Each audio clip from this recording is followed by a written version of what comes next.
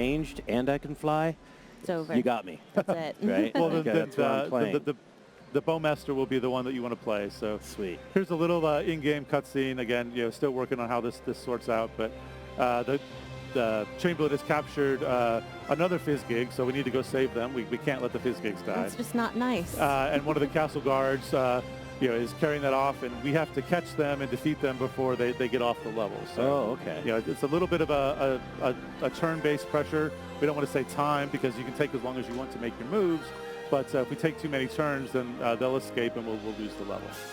I love the way you set up your levels. It's kind of like a set piece.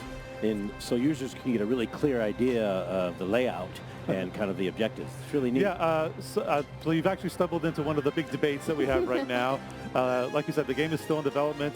We certainly would love any feedback from fans, but this is a very honest way to portray the game world. Sure. Everything you see, you can move around on.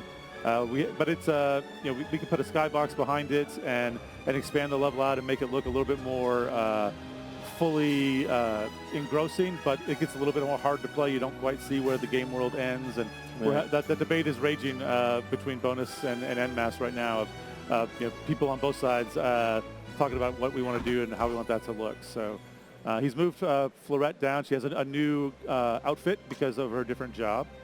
We can take a look at the command wheel there. Up is about movement. To the right, we have attack, and then we have 2 powers at the bottom. As you upgrade the characters, additional abilities will fill in those extra spots, and eventually you'll, if you go all the way with the job, you'll have all 8 slots. You'll be able to do something with those. I love the ambient animations that are on each of the characters. They're just not like little chess pieces. They actually move around.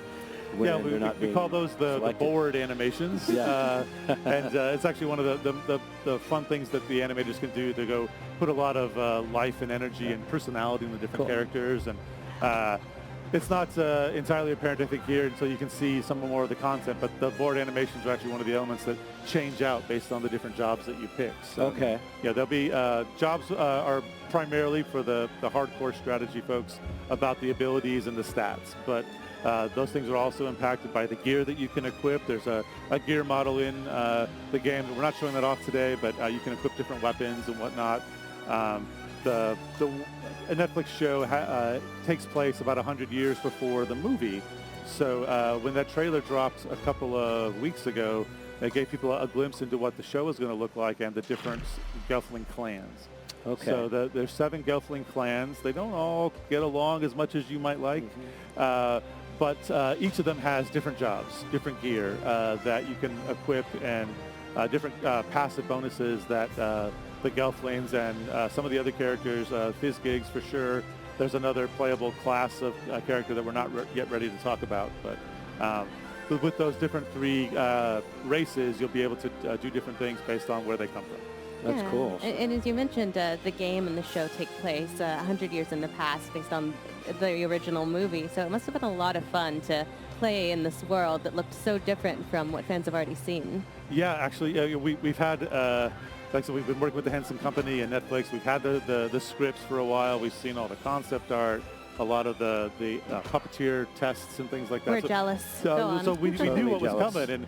And, working on secret projects like this, it's both a blessing and a curse. We've got paper all over the windows of our office, and nobody can come in, and if they do, we have to shut off all the work. But it was really exciting for us to finally have people know what the Dark Crystal world 100 years before the movie looked like, because it's very different. Right. It's this verdant, green, lush expanse of all these creatures and all these really cool environmental differences between where the different clans are. And that's something that we'll be able to plumb here and showcase very well in the game. And I'm sure fans want to know, I mean, if they were to work at Bonus XP, they would already know how the show ends and all the everything that happens. That is true. We have quite a few NDAs that they have to sign. Wow. But we are certainly interested if people are fans of the Dark Crystal. We're also working on some other titles like Stranger Things. They can certainly hit us up, and we're always interested in future people. I think there's no shortage of Dark Crystal fans. No. All the more reason to get into game development is to get behind the scenes on your favorite IP. It's actually been amazing. We don't always have the best perspective because we're obviously huge fans of the IP, and love the movie, and it's been a dream to work on something like this. But it's been incredible to see, even just in the last couple of days since we announced the game, how many people are, oh, Dark Crystal, I'm in, or tactical strategy, I'm in, and this is a double I'm in for a lot of us. So hopefully, right here. the things that we love about the world of Thra and the tactical gameplay, that'll come out, and we can create some new fans. Yeah, and something that's really compelling about this game is that even if you watch the show, if you play this game, you'll get to see scenarios that aren't in the show. You'll get to meet characters, see environments that you wouldn't get to experience just by watching the show. So it's really a great way to either complement the show or just something to experience on its own. Right. Maybe David will fly down to the bottom there with florets. Ooh, yeah, let's see her fly. Yeah. Oh, I'm actually on my bonus attack right now. Oh, so. okay. All right. Oh, don't step on the strategy. One of Florette's really cool abilities, the one that I mentioned earlier that wasn't shown in the pregame, is that if she gets a crit, she actually gets an extra attack. Ooh, And elevation matters, like we talked about before. So if she gets a crit, or if she's higher elevation, she gets a better chance for a crit. So that actually plays into gameplay, and she can fly, so she can get on top of those boulders that we can move around. She can fly down and get on some of those scaffolding, and she can kind of actually hang herself out in the middle of nowhere if you don't watch it, because she has so much mobility. Some players try to rush down and attack the Gelfling that's carrying the Fizzgig with just florets, and if you're good enough, I think you can pull that off, but most of the time it's a really cool idea what Dave is doing here to use florette as kind of a forward person. Whoa, that's a nice strike right there. To come in and clear some people out, and then backfill with Kevin and Boggy there. Yeah, another cool thing about this game is that the way you interact with the environment is really important with this. Not just the elevations, but we see these boulders here that you can use to your advantage. Right. So there's a lot for tactical strategy fans to sink their teeth into. Yeah, it's so our chief designer is Bruce Shelley from Civilization, Railroad Tycoon. A bunch of the people at Bonus, including myself, worked together at Ensemble Studios with Bruce. And so Bruce always talks about we put a lot in the box. And in the old days, there actually was a box. Nowadays, it's a virtual box. But that philosophy still remains for the types of games that we make. We want a lot of depth in there. And so there isn't just one way to play this level. If David rotates the camera around, we can see those torches up to the top there. They were showing kind of the easy way down that mount, the quarry, but that was filled with guards, right? So you could go down that way, but you're going to have to fight. He's kind of taken the back way down, and you can use some of those boulders to create new paths for your fellow teammates to come down. In the first level that we played, there were those columns, and you can knock those over, and of course they crush everything that they hit, which is fun. Yeah. If you knock them over across the river, then that creates a new path that you can go across the river. And we want each of the terrain sets and each of the levels to have all that depth and different ways that you can play. I mentioned the new Game Plus mode, which we aren't quite ready to talk about how that will work in gameplay, but we want something where people can finish the game, and I'm going to go play again, but I'm going to play through this way. I'm going to take my character and get these upgrades, or I'm going to play the levels and try to get all the collectibles. There's a collectible kind of secreted off on the side there, and kind of hard to see unless we scroll over. Yeah, you can see they're guarding that chest over there. Oh, that's cool. So there's a really sweet piece of gear in there. That's something that you don't have to get during normal gameplay. You don't have to get it. Leave it alone. And honestly, no, you have to get it. Well, you're that kind of gamer. Yeah, we want the completionists to have things that they can go get. But it's definitely a harder thing to do. You're taking time and effort from saving the Fizzgig to go get that, and we like those optional objectives, different ways for people to play, different things for them to do. Nice shot over there. Thank you. So Florette's rooted right now. She got hit by the archers, so she's stuck up here for now, just using the bow and arrow. All that mobility is gone because she's rooted. So Kevin has this really cool thing called Reckless Blow, where he can take a little bit of damage himself and get an extra attack bonus for his attack. So Boggy just got rooted there by that archer attack as well. And I guess the enemy really doesn't like that boulder. Yeah. That's the joys of showing a game before it's all the way Right. finished. Is the AI maybe doesn't He always casts work. a spell on them, and he's making the enemy think that the boulder is an enemy. Yes. Well, Right. it actually that ends up really kind of hurting what we want to do, because now that boulder is much harder to knock into a spot where we can use it. Uh-oh. So maybe it is some sort of strategy Jedi mind trick that they're doing. Well, I guess if the AI become sentient, then the programmers will be very happy. Oh, there's flight. Ooh. Yeah. So that obviously that's a really cool feature. We have to balance it. Right. So she doesn't have she can't do as many spells. We talked earlier about she has less magic.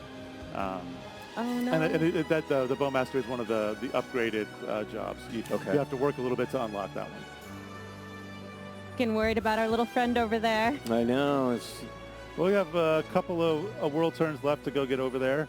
You can see that the turn order in the top left of the screen. Oh, right. Again, still a preliminary display, but as each character moves, they move around in the turn order.